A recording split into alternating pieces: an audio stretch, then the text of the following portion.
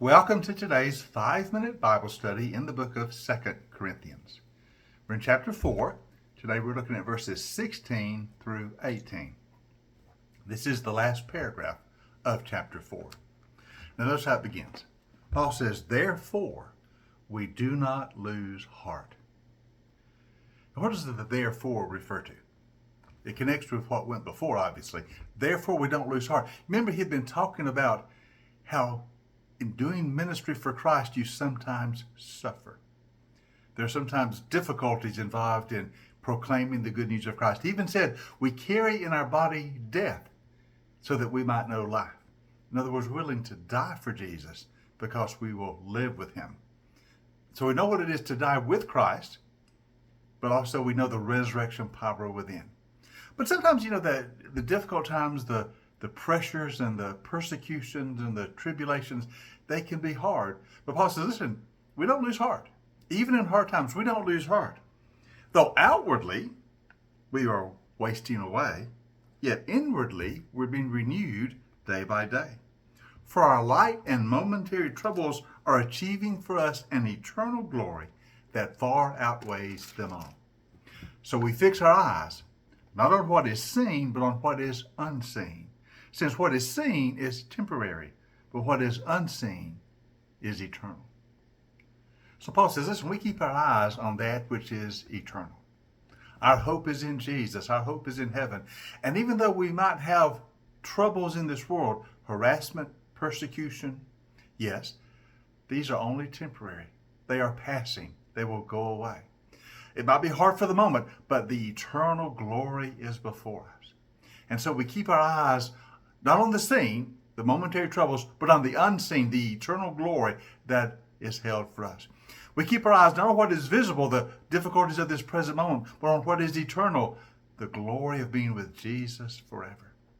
Our hope is eternal because it's in the one who has conquered death, in the risen Lord, and nothing can undo us. No persecution, no trouble, no temporary persecution can undo us, because our hope is in the risen and ever-living Lord. He's already conquered the grave. What can possibly threaten us? So Paul reminds the Corinthians that he keeps his eyes on that which is invisible to the world. He keeps his eyes on that which is eternal. He's not distracted by the visible things you see, or the temporary distractions, or that which is merely for the moment. He has his eyes on the eternal. And he knows that he is safe in Jesus. And he encourages, of course, the Corinthians to do the same. If you follow Jesus, it's not always easy, because we live in a world that for the most part is not following him. And so oftentimes the world puts pressure on Christians to conform to their values, to do it their way, to abandon the way of following Christ. The world puts that kind of pressure on the church. Paul says, listen, keep your eyes on that which is eternal.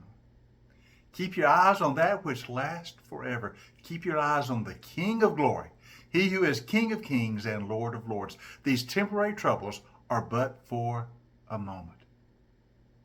But our hope in Christ is for eternity.